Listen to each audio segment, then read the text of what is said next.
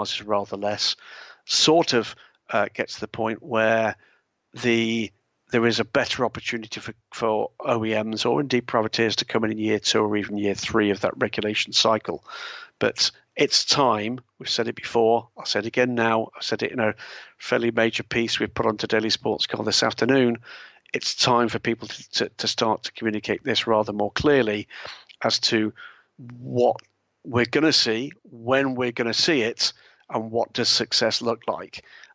Because, frankly, 2 cars or even 2 factories is not going to hack it.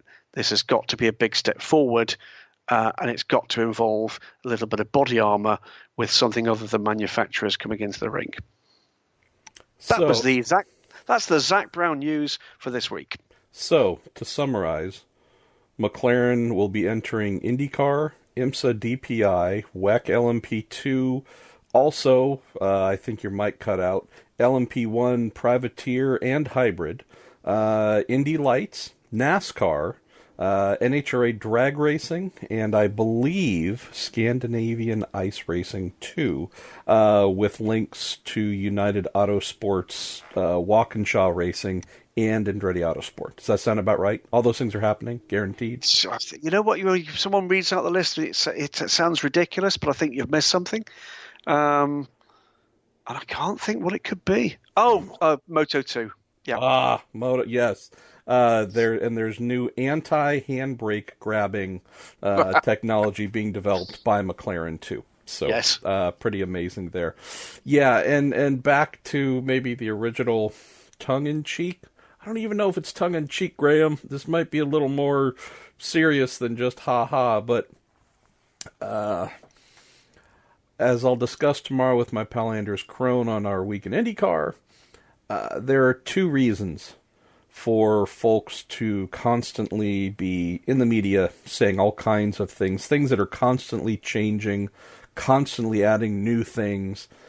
You are either trying to gain publicity for yourself personally.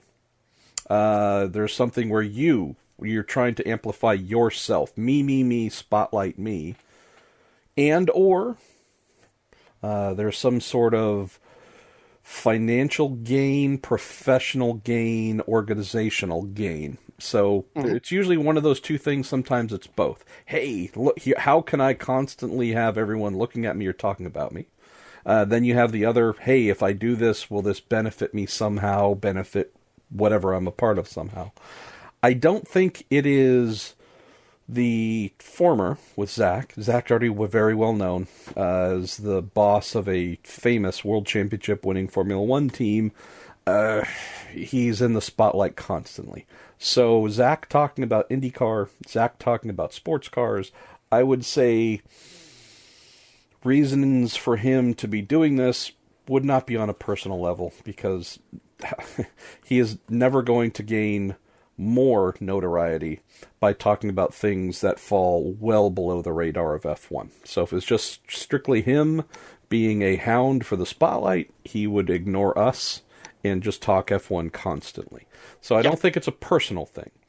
As my pal Anders said, and this is just a conversation he and I had yesterday while previewing some of what we might cover in the IndyCar show, there is a reason to talk about things at this level, at this frequency, at this ever-evolving variety from a financial standpoint. Getting sponsors to buy in, getting investors, getting funded drivers to hear.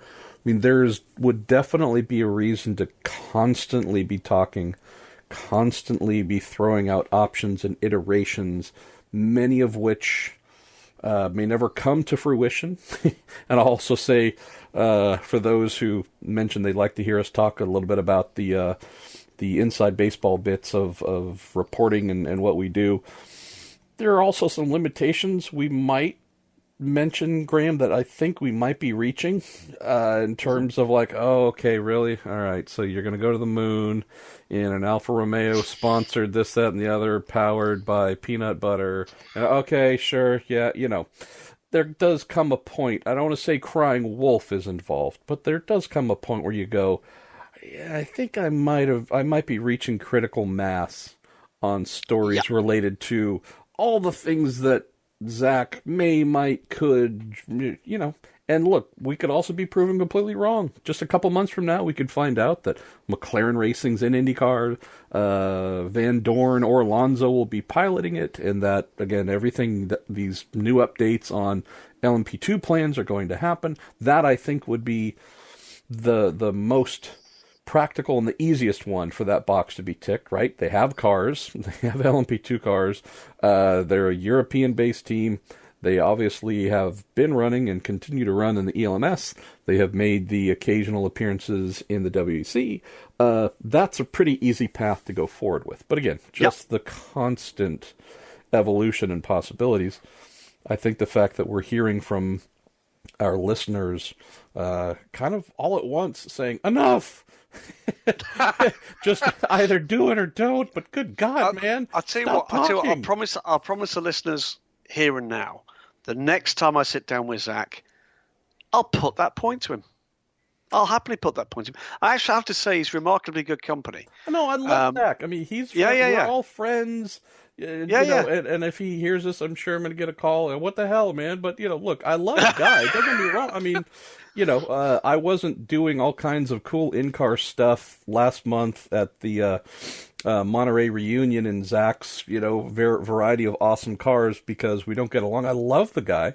But at the same time, as someone who has written his fair share of Brown says this, McLaren might do that, and it could be this guy, you hope you don't end up being the idiot who has his name hanging off of a dozen maybe, could, might, possibly stories, and none of them happen. You certainly hope a couple come true, so people don't say, Jesus, Pruett, you'll just believe anything, won't you? And, he gets that too. He knows this game. I'll say this about Zach for sure, and I know you'll agree. Zach knows the media side of this game better than almost any team principal I have come across. Oh, yeah. There's nothing that happens by mistake. And no. I won't say there's a feeling of being played or manipulated. I will say that, again, I think we have kind of reached that point where, okay, no more talk. Actions are what we're going to be writing about, unless there's another thing where you're like, okay, that really warrants a story because it's a development. I think the point here is worth making is that he actually said himself, he said it more than once in answer to someone having been told that there wouldn't be about Formula One. There were four of us around the table. The very first person, of course, asked the question about Formula One, and he made it very clear that the wide divide between his interest in United Autosport and his role at McLaren. And I think for me, that actually encapsulates that gap. United Autosport, well-resourced team because it's been run very well as a business. And it's expanded because principally Richard Dean, operationally, Zach in terms of the commercial side, has done a darn good job of getting the right people and the right backers into those cars. And, I'm very aware of ongoing conversations about who will be the faces for the coming season and their campaigns in Asia, the campaigns in Europe in 2019 and then 1920 in WEC. Some conversations going on with some real bright young talents, and that's a really good thing. Where I absolutely agree with you is, how can we put this gently? I can't, so I won't. McLaren are one of those names in the sport that there's been too many excuses. The heritage is too important. It's too storied. It's a little bit like Williams, if you like, in Formula One. And I'm sure there are parallels as well in the IndyCar world, where it's time now to decide, make a decision, is the price of Formula One a price worth paying if you are simply unable to dig yourself out of that trench?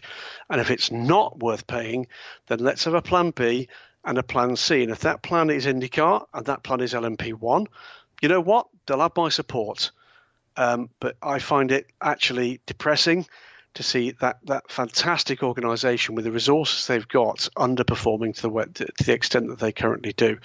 I'm not here to point the finger. I'm not remotely expert enough to actually do that. But I think you would find in the situation that McLaren finds itself a huge amount of difficulty getting the commercial backing from the shareholders of McLaren and their backers to sustain 2 and maybe 3 major global or international projects while Formula One is still failing. The same applies, I think, to Ferrari. If they're not winning, then there's not going to be a great deal of happiness that they're doing other things as well as Formula One. If they're winning, then maybe.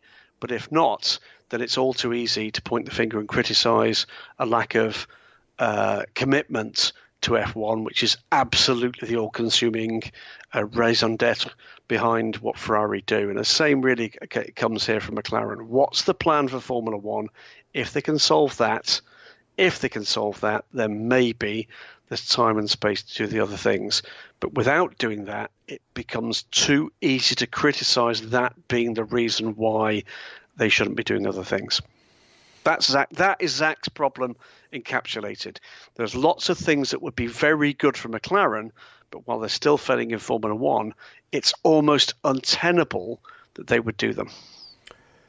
Might also be worth mentioning, just to close here, that we are both unabashed cheerleaders in wanting Zach to succeed in everything that he is trying to do at McLaren, and if those the desired expansion, building a McLaren DPI-ish type thing, whether it's to use an IMSA in the future or whatever this car thing becomes in the WEC, IndyCar, you name it. I mean, we want to see all these things happen. It'd be awesome. And I would even say not because of him, because it's good for the sport first. I mean, obviously, seeing Zach succeed, to me, there's only positives to that, but even removing him from the conversation, racing succeeds if we hear that expansion is happening in sports cars, open wheel, you name it, with either McLaren or 3 United Autosports or any of the other associations that he's built that you mentioned. So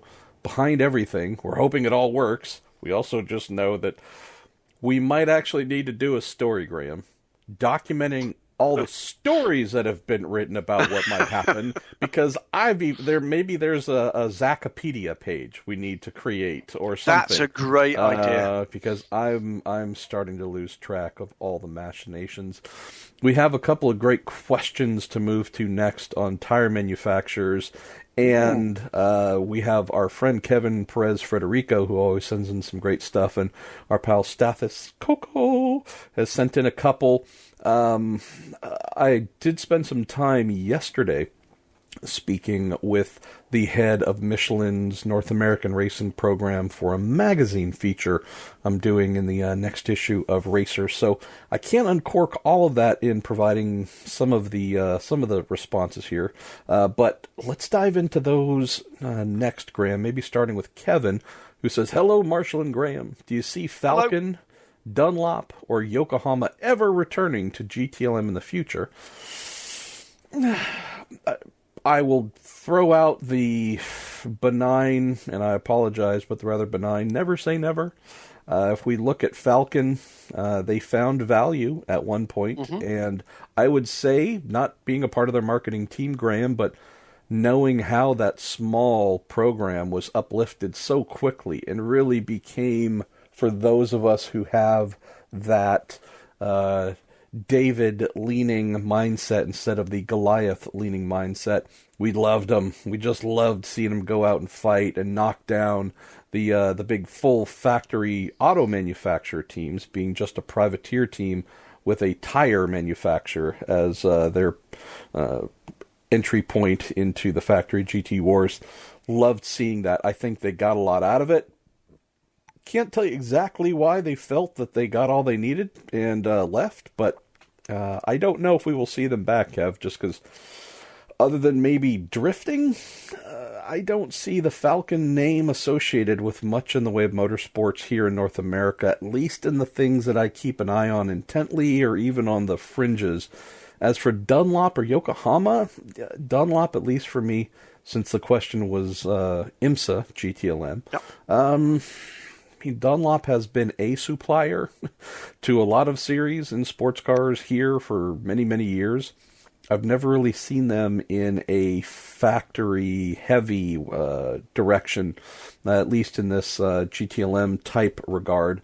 Yokohama, I mean, I know that they were involved in